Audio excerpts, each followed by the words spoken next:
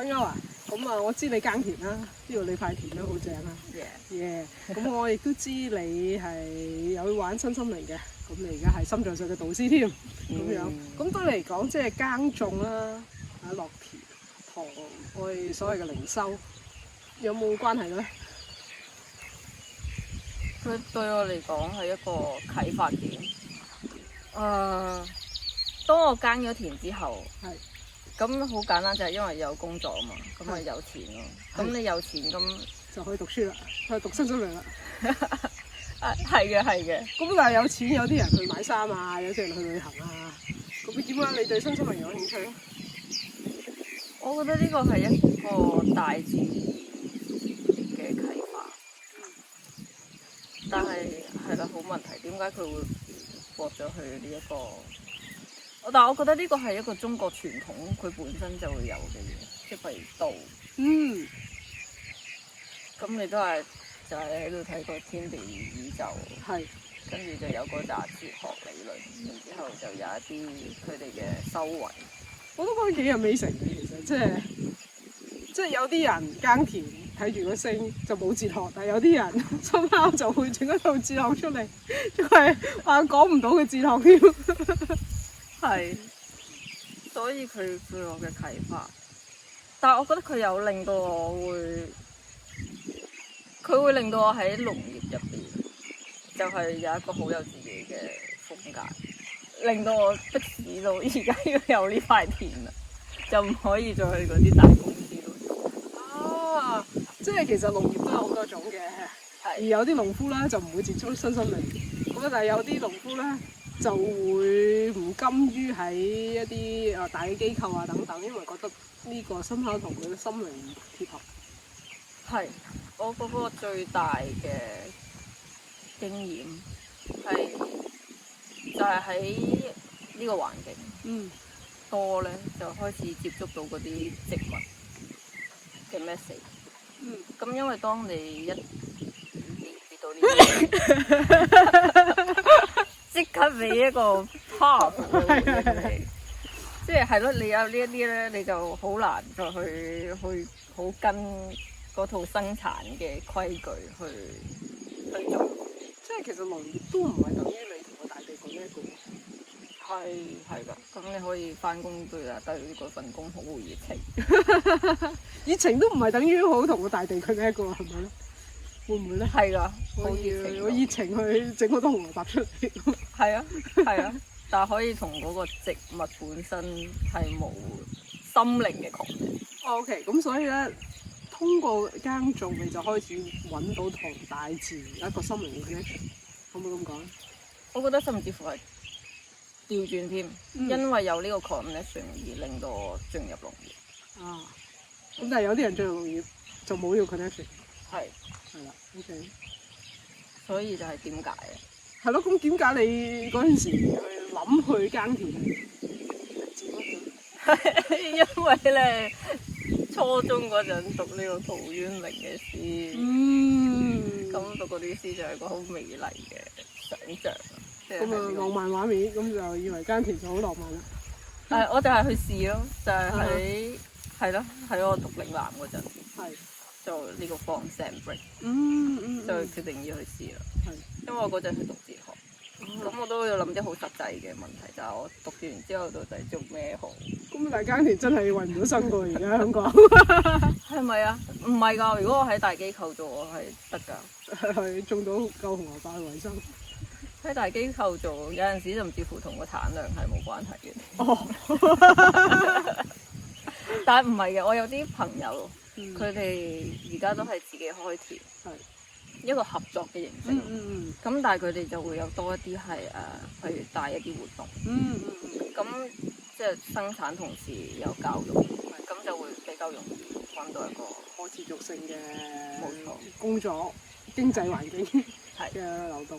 OK， 同埋其實如果真係你真係進入咗耕田，然後你嘅生活都開始跟翻呢個節奏，即係日出你就落田，日入你就翻屋企唞咧，你就發覺你其實對嗰個經濟嘅需要係唔係好多。跟住其實你就咁你就唔需要去入去商場，唔需要去超級市場，唔需要甚至搭車喺度住埋都唔使啦。冇錯。跟住係咯，所以就發覺你嘅需求係好少。跟住你落田係咯，如果已經有咁多，仲要有咁多心靈嘅啟發嘅話，咁你其實真係可以唔使再去。我知你開頭係讀咗薩滿啦。係咁樣，咁都係一個大自然嘅嗰條，係咯，嗰條線咯，你跟。點解我讀薩？呢個都好得意，因為我接觸嗰個人就係魏鼎。咁佢嗰陣時帶呢個飲死藤水嘅。咁我雖然咧係冇參加到嘅最後，但係佢有係，即係我係有參加佢嘅分享會、介紹會。咁入邊就見到一個帶呢個飲呢個儀式嘅一個薩滿嘅相片，同埋一啲影片。咁喺嗰個形容入邊咧，哇！嗰個薩滿就好似咧，好勁啊！佢嗰個 energy 好温柔，但係佢係一個男性嚟。OK。然後參加完呢個團嗰啲女士咧，就好中意圍住佢，即係你俾個明星迷咗。係啦，然之後佢即係，但係如果佢正經上嚟咧，譬如做嗰啲儀式，或者你飲死藤水，係都係要有一啲安全嘅。係。咁佢又喺嗰啲影片又真係 show 到佢好似好有呢一個保護嘅能量喎。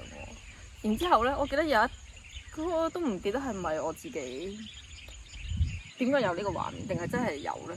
係佢同隻炮係一個好近嘅距離，但係佢係一啲驚都冇，即係嗰隻炮彷彿已經當咗佢就係一個係咯自然界嘅其中一隻動物。咁我覺得係嗰個綜合嘅能量就令我好好奇。哇！呢個人佢好似好 powerful 喎。但係佢又好謙卑，嗰個能量好正。咁你就好奇啦，就種咗粒種子咧去喺香港嗰度揾薩滿老師。係。咁學咗之後係點？呢個係好似呢期都好多人問我呢一條問題。係我問你嘅。你係其中一個。跟住我就發覺呢樣嘢佢而家已經。佢已經有一個轉化啦。因為我係幾耐啊？我哋好似係秋分嘅時候完，所以距離而家都已經有半年啦。然後我發覺喺呢半年入邊，即係我喺嗰個學習裏邊最大嘅得着係對一個群體力量嘅覺察，即係喺一個群體入邊大家嘅關係，即係冇一個偶然，大家都係互相反映緊彼此嘅一啲面向。而係啦，當我嚟到再繼續行嚟到而家，我會發覺群體，即係我會好感受到點解我會喺某一個群體逗留得耐啲，或者係我哋嗰陣時走埋一齊嘅嗰啲原因係點？即係佢令我多咗呢一種覺察。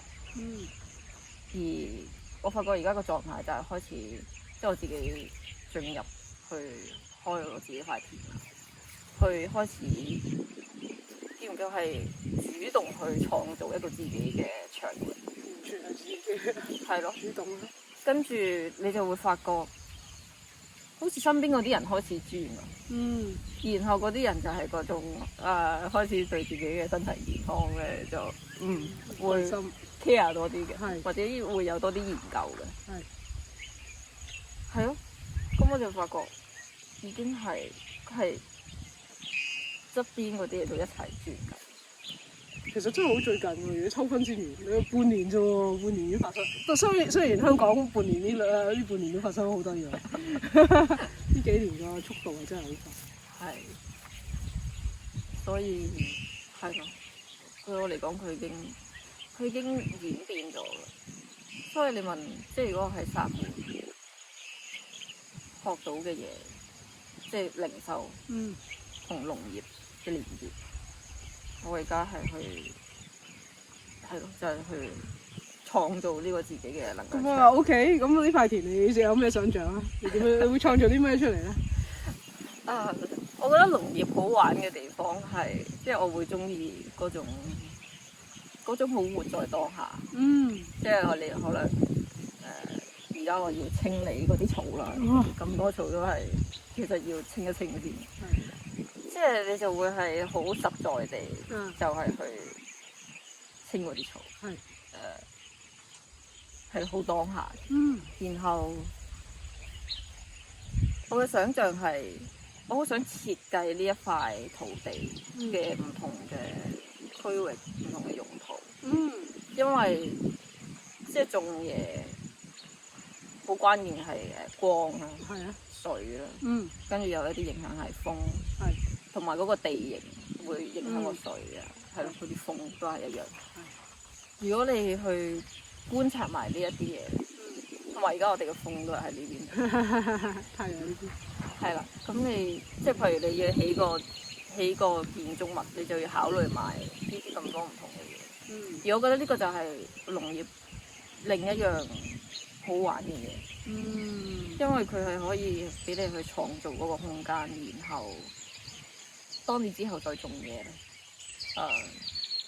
如果你係嗰個植物係即係譬如佢中意陰啲嘅，咁你就將佢放喺一個陰啲嘅地方，佢就會生得靚。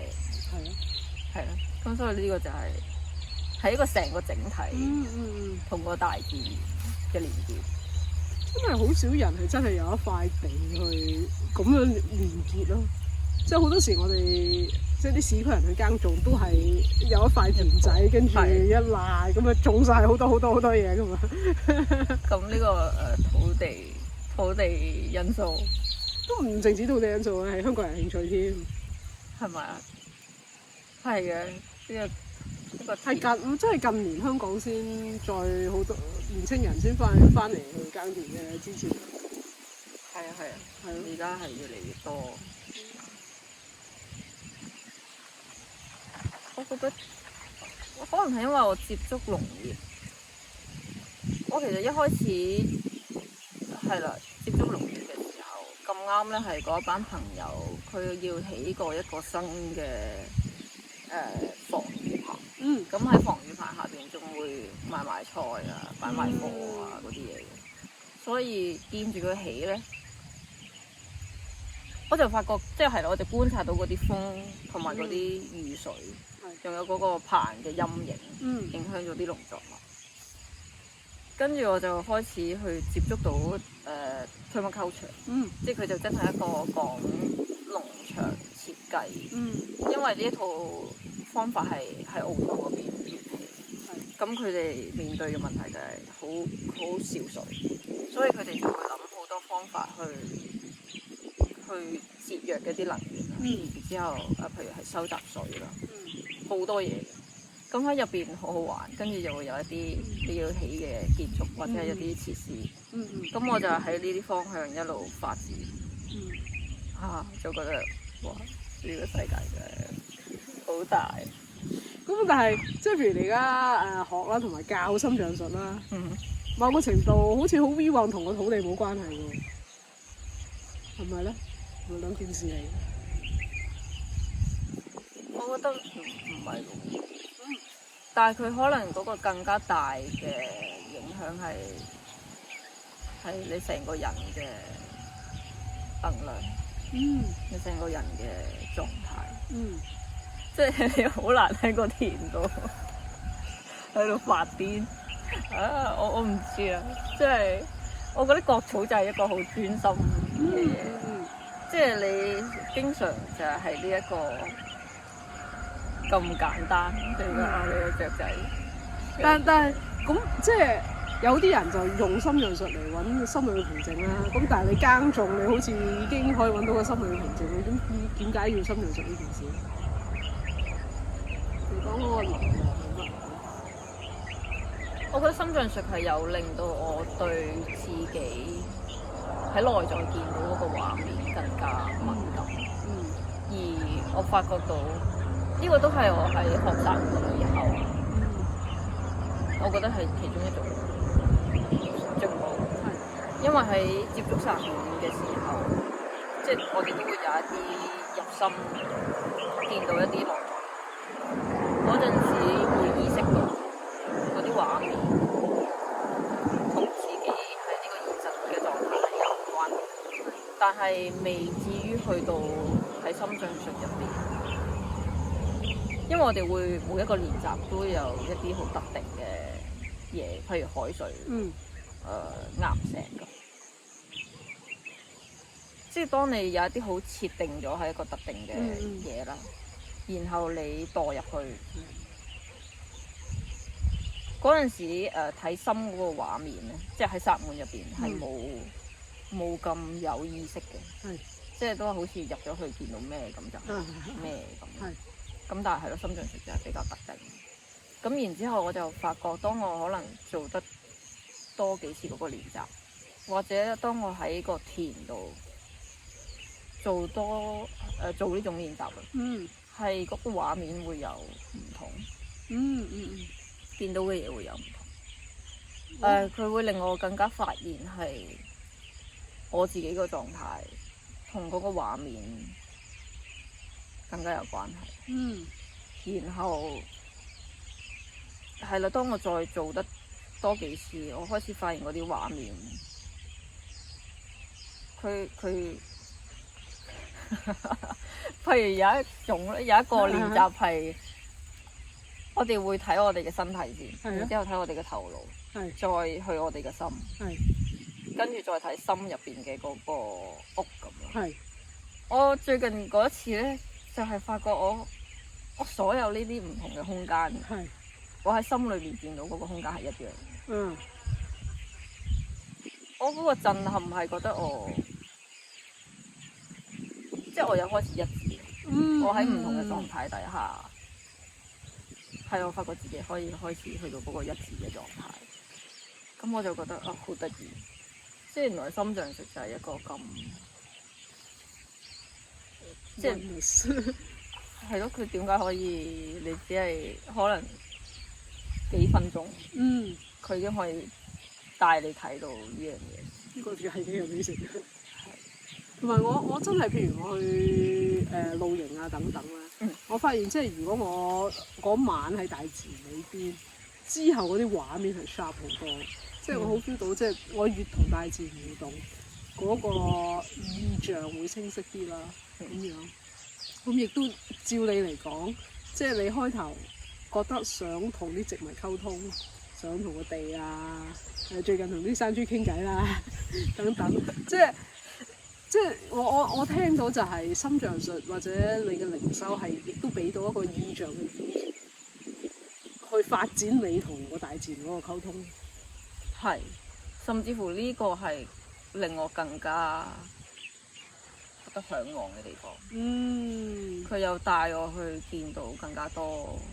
我覺得係同所謂自己更深嘅層面去交流之餘，佢會有帶我去睇呢個世界，甚至乎呢個宇宙唔同嘅面向嘅嘢。